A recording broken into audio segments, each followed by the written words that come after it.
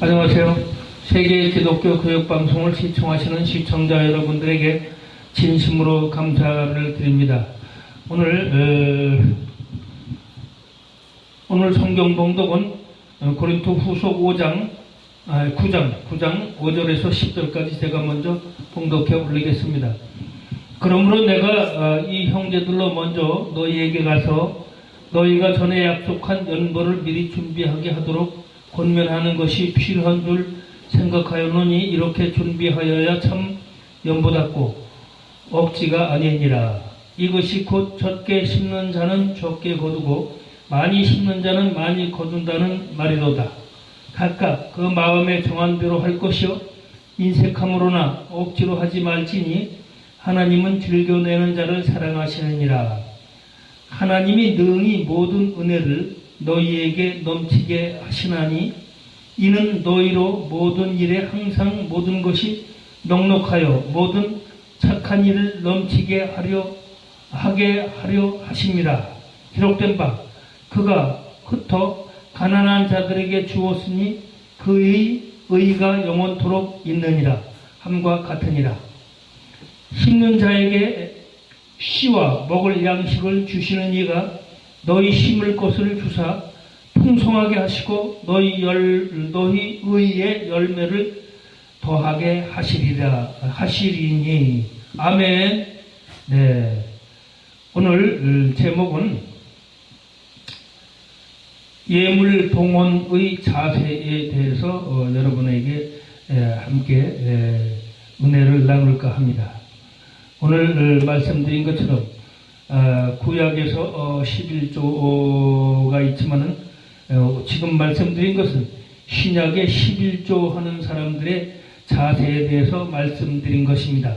그래서 보면 여기서 적게 심는 자는 적게 거두고 많이 심는 자는 많이 거둔다는 말이 있었고, 또 7절에 각각 마음에 정한 대로 할 것이요 인색함으로나 억지로 하지 말라는 것이 하나님 말씀입니다. 그래서 그러나 하나님은 즐겨내는 자를 사랑하신다고 분명히 말씀하셨습니다. 네, 우리가 이렇게 억지로 하지 않지만은 즐겨내면서 풍성히 11조를 내는 것이 정말 주님께서 기쁜 마음으로 받아들인다는 말씀이죠. 11조는 원래 구약에서는 11조를 땅에 모든 11조를 내면은 그 11조가 레위 사람들에게 갖다 줬습니다. 레위 제사장 족속에게. 레위기 27장 30절에서 32절까지. 그러면 또 레위 사람들은 또 그걸 받아서 제사장에게 바쳤죠. 11조를. 그리고 그 외에 또 신명기의 14장 22절에서 24절에 보면 내 곡식과 기름 11조를 봉헌자가 먹고 즐기며 하나님 두려워하는 걸 배우라. 그리고 또 돈으로 받고 물건을 사서 집안이 함께 먹고 즐거워하라 하는 식으로 가족이 사용하는 11조가 또 있었죠. 가족이 사용하는 11조. 그래서 하나님한테 드리고 가족한테 드리고 그래서 20조가 나가면은 모든 수익의 20조가 나가고, 그 다음에 신명기 14장 28절에서 29절을 보면 3년에 한 번씩 끝날 때 그 11조를 또 냈습니다. 그래서 레위 사람들 고아, 과부, 어려운 사람들에게 11조를 나눠주도록 해서 실질상 3년까지 다 합치면은 구약 11조는 23.3%를 낸 것입니다. 그러니까 23일조라고 보면 되죠. 그렇게 냈고 냈던 시대가 구약 시대입니다. 그리고 말라기에도 보면은 말라기에서 3장 8절에 사람이 어찌하여 하나님 것을 도둑질하느냐, 그러나 너희는 나의 것을 도둑질하고도 말하기를 우리가 어떻게 주의 것을 도둑질하였나이까 하도다. 이는 곧 11조와 헌물이라. 너희 곧 온 나라가 나의 것을 도적질하였으므로 너희가 저주를 받았느니라. 만군의 여호와가 이르노라. 너희의 온전한 11조를 창고에 들여 나의 집에 양식이 있게 하고 그것으로 나를 시험하여 내가 하늘 문을 열고 너희에게 복을 쌓을 것이 없도록 붙지 아니하나 보라. 만국의 여호와가 이르노라. 내가 너희를 위하여 황충을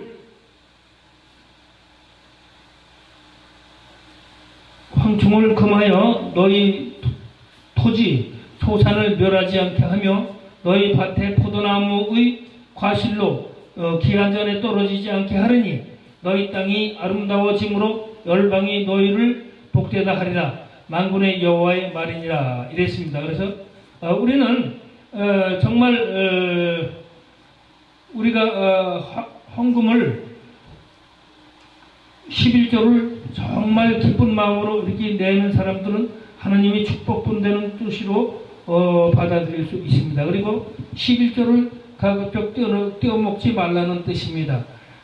그러나 그리고 또 이렇게 보면 창세기 14장 19절에서 20절을 보면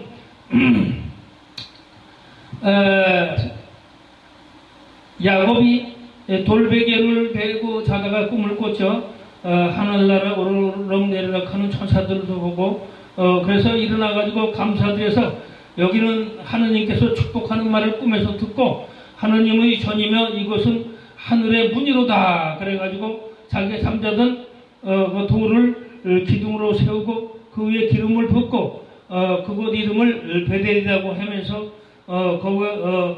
내가 기둥으로 세운 이 돌이 하나님의 전이 될 것이요 하나님께서 내게 주신 모든 것에서 10분의 1을 내가 반드시 하나님께 드리겠나이다 하여가지고 11조를 약속하고 야곱도 11조를 드렸습니다. 네. 그리고 또 창세기에 보면 아브라함도 멜기세덱에게 11조를 드렸죠. 그래서 구약에서는 11조를 꼭 냈습니다. 그리고 만약에 11조를 제대로 안 내는 사람은 그 족속에서 탈퇴하거나 처벌을 받는 그러한 일이 있었지만은 지금에서 신약에서는 지금 고린토후서 9장 말씀 6절에서 10절까지 말씀대처럼 각각 마음이 정한 대로 할 것이요 인색함으로는 억지로 하지 말고 하나님께 그러나 하나님은 즐겨내는 자를 사랑하시느니라. 또 하나님은 능히 모든 은혜를 너희에게 넘치게 하신다고 말씀하셨습니다. 그러나 우리가 또 11조에 우리가 말라기서에 얘기하신 것처럼 너희가 도둑질해서 저주를 받았다고 그랬고 또 하나님께서 창고에 11조를 창고에 들여 나의 집에 양식이 있게 하고 그것으로 나를 시험까지 하라고 그랬습니다. 그래서 내가 하늘의 문을 열고 너희에게 복을 쌓을 것이 없도록 붙지 않나 한번 봐라 이렇게까지 말씀하셨습니다. 그런 것으로 봐서 우리는 11조를 하는 그 자세 또 그 마음을 하나님께서는 보지 않느냐 이렇게 보는 것입니다. 열왕기상 17장 10절에서 16절을 보면 사르밧 과부의 얘기가 있는데 그가 일어나 사르밧으로 가서 성문에 이를 때에 한 과부가 그곳에 나뭇가지로 줍는지라 이에 불러 이르되 청하건대 그릇에 물을 조금 가져다가 내가 마시게 하라. 그가 가지러 갈 때 엘리야가 그를 불러 이르되 청하건대 내 손에 떡 한 조각을 내게로 가져오라. 또 그가 이르되 당신의 하나님 여호와께서 살아계심을 두고 맹세하나니 나는 떡이 없고 통에 가루 한 콩과 병에 기름이 조금뿐이라. 내가 나뭇가지를 둘을 주어다가 나와 내 아들을 위하여 음식을 만들어 먹고 그 후에는 죽으리라. 엘리야가 그에게 이르되 두려워하지 말고 가서 내 말대로 하려니와 먼저 그것은 나를 위하여 작은 떡 한 개를 만들어 내게로 가져오고 그 후에 너와 내 아들을 위하여 만들라. 이스라엘 하나님 여호와의 말씀이나 여호와가 비를 지면에 내리는 날까지 그 통에 밀가루가 떨어지지 아니하고 그 병에 기름이 없어지지 아니하리라 하셨느니라. 그가 가서 엘리야의 말대로 하였더니 그와 엘리야와 그 식구가 여러 날 먹었으나 여호와께서 엘리야를 통하여 하신 말씀같이 통에 밀가루가 떨어지지 아니하고 병에 기름이 없어지지 아니하니라 하였습니다. 그리고 신약에서 예수님께서는 마가복음 12장 41절에서 44절을 보면 예수께서 헌금함을 대하여 앉으사 무리가 어떻게 헌금함에 돈을 넣는가 보실 때 여러 부자는 많이 넣는데 한 가난한 과부는 와서 2렙돈 곧 한 고드란트를 넣는지라. 예수께서 제자들을 불러다가 이르시되 내가 진실로 너희에게 이르노니 가난한 과부는 헌금함에 넣는 모든 사람들보다 많이 넣었도다. 그들은 다 풍성한 속에서 넣었거니와 이 과부는 가난한 중에서 자기의 모든 소유 곧 생활비 전부를 넣으니라 하시니라. 이처럼 사르밧 과부와 엘리야가 사르밧 과부는 허된 가뭄 끝에 밀가루 한 콩과 병에 기름이 조금뿐이므로 더 이상 먹을 것도 없고 앞길이 막막하였습니다. 그래서 인생을 포기하고 아무도 돕는 자가 없으니 아들과 둘이 그 남은 밀가루를 기름으로 음식을 만들어 먹고 한 끼 먹고 죽으려고 하는 찰나에 엘리야가 찾아왔던 것입니다. 엘리야는 그 집에 무엇을 주겠다는 것이 아니라 과부 아들이 먹고 죽을 떡을 먼저 자기에게 먹게 해달라고 했습니다. 어떻게 보면 엘리야는 염치 없는 것 같이 보였지만은 많은 중에 달라는 것도 아니고 마지막 남은 음식 재료도 남은 밀가루 한 움큼으로 떡 한 개를 만들어 오라 하니 이는 벼룩이 간을 내먹겠다 하는 것 같은 심보로도 볼 수 있습니다. 그러나 그 여인은 엘리야의 말씀 중에 두려워 말라. 이스라엘의 하나님 여호와의 말씀이 여호와가 지면에 비를 내리는 날까지 그 통에 가루가 떨어지지 아니하고 그 병에 기름이 없어지지 아니하리라 하는 말씀을 믿고 그가 엘리야의 말대로 하여 가진 것을 모두 아낌없이 봉헌하였더니 통에 가루가 떨어지지 아니하고 병에 기름이 없어지지 아니하리라. 보세요. 이게 말라기에서 온전한 11조를 창고에 들여 양식이 나의 집에 양식이 있게 하고 그것으로 나를 시험해서 하늘문을 열고 너희에게 복을 쌓을 것이 없도록 붙지 아니하나 보라 하신 그런 것과 같이 정말 사르밧 과부는 이처럼 그 말씀을 믿고 정말 가진 것 모두를 봉헌하였더니 이처럼 하나님께서 그 마음을 아시고 기적을 일으켜 주신 것입니다. 밀가루와 기름이 그 집에서 떨어지지 않게 풍요를 맞이하게 해주신 것입니다. 남은 것마저도 아낌없이 바치는 그 마음을 아시는 하나님께서는 언제나 기적을 일으키십니다. 특히 헌금을 많이 내고 기적을 일으키는 경우가 많이 납니다. 없는 사람이 헌금을 풍성히 하나님께 드리고 나서 기적을 맛본 사람들 사례는 이것뿐이 아니라 세상에 많이 무수히도 있습니다. 무슨 말인가 하면 아낌없이 봉헌하는 자에게 후하게 채워주시는 하나님의 기적이 뒤따른다는 것입니다. 여러분은 이 말씀을 믿는 것이 참 좋습니다. 예수 앞에 가난한 과부의 헌금, 예수께서 헌금함에 돈 넣는 것을 마지막까지 꿰뚫어 보시고 가난한 과부는 헌금에 넣는 모든 사람들보다 많이 넣었다 그랬습니다.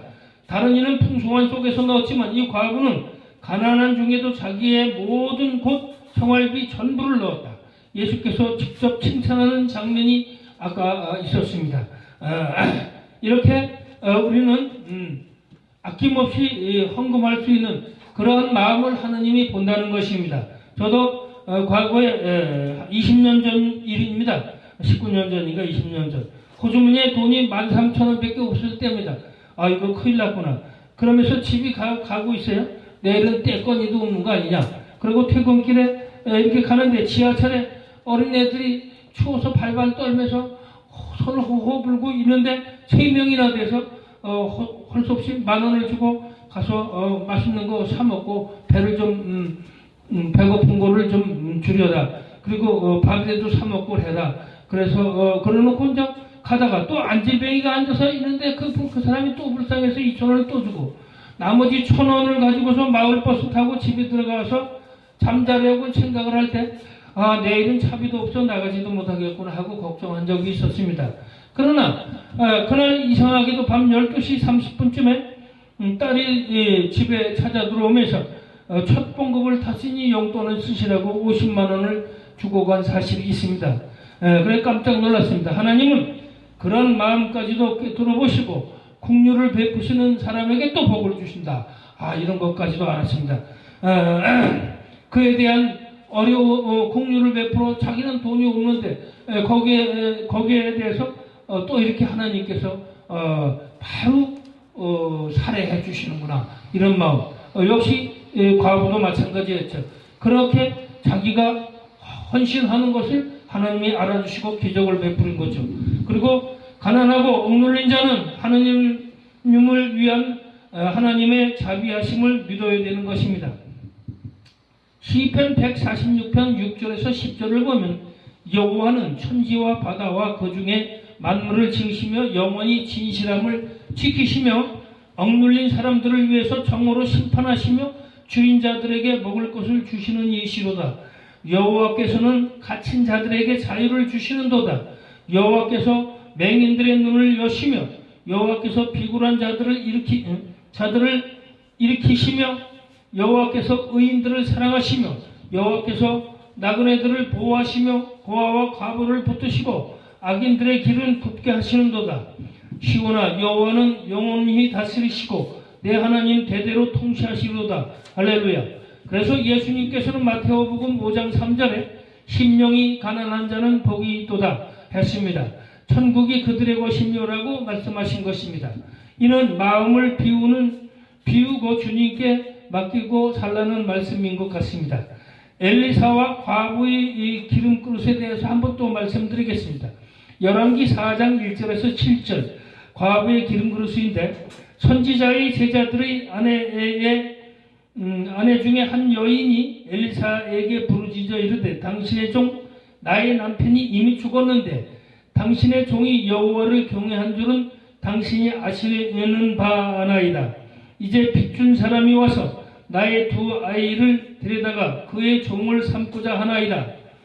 엘리사가 그에게 이르되 내가 너를 위하여 어떻게 하랴?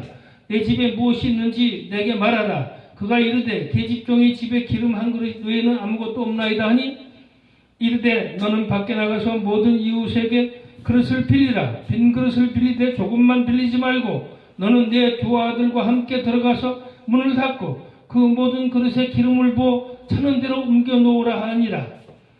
여인이 물러가서 그의 두 아들과 함께 문을 닫은 후에 그들은 그릇을 그에게 가져오고 그는 부었더니 그릇에 다 찬지라. 여인이 아들에게 이르되 또 그 그릇을 내게로 가져오라 하니 아들이 이르되 다른 그릇이 없나이다 하니 기름이 곧 그쳤더라. 그 여인이 하나님의 사람에게 나아가서 말하되 그가 이르되 너는 가서 기름을 팔아 빚을 갚고 남은 것으로 너와 내 두 아들이 생활하여라 하였더라. 빚에 시달리는 과부가 빚쟁이에게 아들들을 종으로 빼앗길 위기에 있을 때 도움을 청하자 엘리사는 어려운 과부에게 너희 집에 마지막 남은 기름 그릇을 바칠 것을 요구하니까 그를 믿고 과부는 그 한 그릇을 남은 기름마저 엘리사에게 봉헌하는 아낌없는 마음을 보시고 하나님께서 기름을 채워주시고 온 동네 모은 그릇들을 채워주셨으므로 그 기름을 팔아 빚도 갚고 남은 돈으로 생활하게 되었던 것입니다. 여기에서도 중요한 것은 예물을 봉헌하는 사람이 순수한 마음, 다 바치는 온전한 마음을 보시고 하나님은 그에게 기적을 행하셨던 것입니다. 말라기에 과연 내가 나를 시험하여 보라.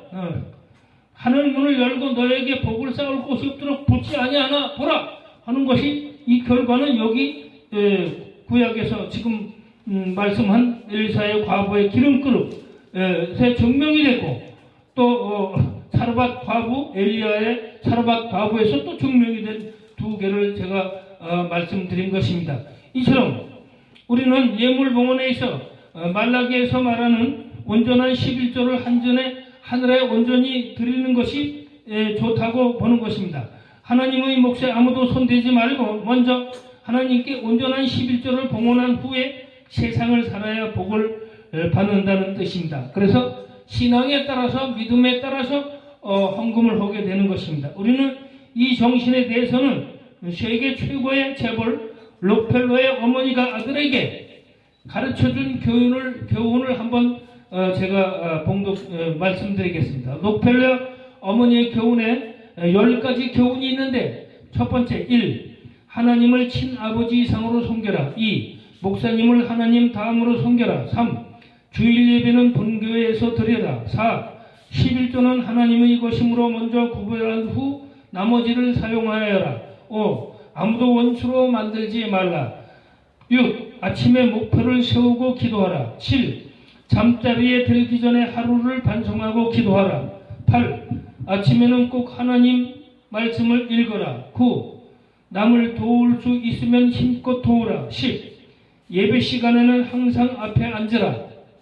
이는 세계 재벌 어머니다우신 교훈이라고 봅니다. 록펠러 어머니다운 교훈이죠.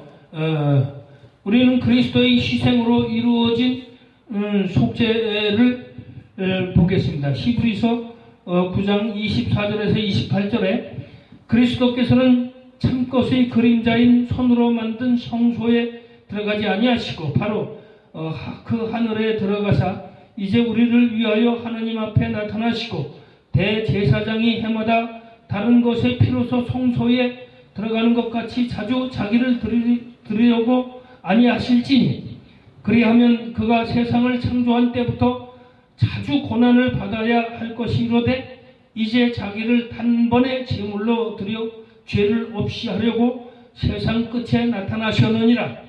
한번 죽는 것은 사람에게 정해진 것이요 그 후에는 심판이 있으리니 그와 같이 그리스도로도 많은 사람의 피를 담당하시려고 단번에 들이신 바 되셨고 구원에 이르게 하기 위하여 죄와 상관없이 자기를 바라는 자들에게 두 번째 나타나십니다. 그랬습니다. 이처럼 예수 그리스도는 모든 사람의 죄를 대속하려고 스스로 희생 제물로 예물봉헌이 되셔서 우리 죄인들을 구원하셨던 것입니다. 세상의 최고의 기적이라고 볼 수 있습니다. 우리는 예수님처럼 목숨마저도 온전히 바쳐 제물이 되고 예물이 될 수 없을 망정 예수님 같은 마음으로 봉헌을 하고 또 가난 중에서도 온전히 가진 것을 다 드리는 그 점에 대하여 주님께 반드시 갚아주실 것입니다. 기적으로 일으켜 문제를 해결해 주신다는 확신을 가져야 될 것입니다. 우리 죄를 대신해서 예물 대신 예수님께 친정 예배하며 우리는 감사를 드려야 할 것입니다. 그러면서도 우리가 가진 것을 다 드리고 남은 것마저 드리자라는 그런 마음이 항상 있어야 되겠습니다. 물론 헌금은 자기 믿음대로 내는 것이지만 믿음대로 내는 것이고 자기가 내는 것이지만 부자는 아까워서도 자기 것을 드리지 못합니다. 그래서 억지로 내지 말고 하나님은 즐겨내는 자를 사랑하신다 그랬습니다. 마음이 정한 대로 내라 하는 것입니다. 하지만 우리는 남은 것과도 모두 바쳐버리는 사르밧 과부의 그러한 마음을 주님께서는 굉장히 기뻐서 기적을 일으켜 주신다는 것입니다.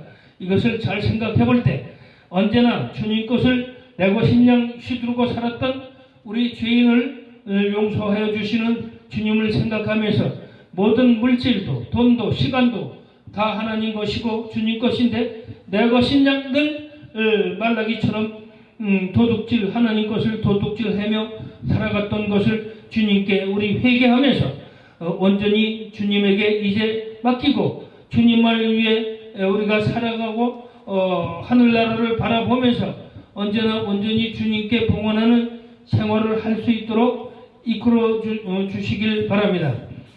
그래서 우리는 주님이 그 믿음대로 마음에 정한 대로 믿음대로 크게 또 적게 이렇게 나간단 말이죠. 그래서 신약에서는 마음이 정한 대로 고린도후서 9장에 인색함으로나 억지로 하지 말고 하나님께 즐겨내는 자를 사랑하느니라 했지만 그러나 하나님께서는 즐겨내는 자 또 없는 가운데서 모든 걸 바치는 자를 더욱 사랑하신다는 것을 여러분은 생각하시고 헌금 낼 때 주님이 과연 기뻐하실까 안 하실까 또 마음에 헌금 낼 때 내 마음에 아픈 마음이 내면 아프고 뭘 떨어져 나가는 것처럼 좀 아까우면서도 헌금을 하는 것 이걸 하나님께서는 굉장히 기뻐하신다 이렇게 보시면서 인색함이 없는 헌금을 장려하는 마음으로 오늘 설교를 마칠까 합니다.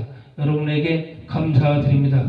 온전히 주님께 봉헌하는 생활이 할 수 있도록 이끌어주신 주님께 진심으로 감사를 드립니다. 주님께서는 이제로부터 영원히 영광을 받으시는 분이십니다. 감사합니다. 아멘.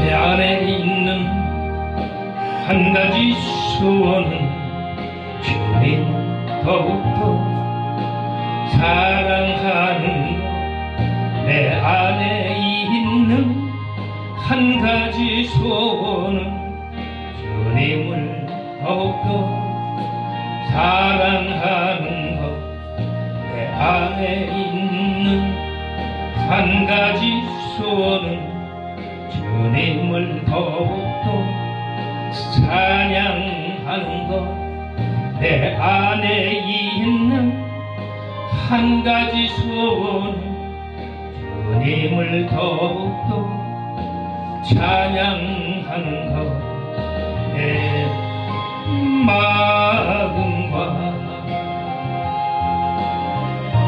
정성 다하여 나의 생명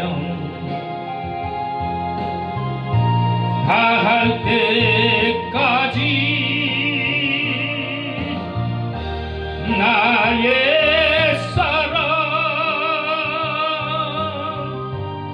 나의 예수님 사랑합니다. 사랑합니다. 나의 맘 속에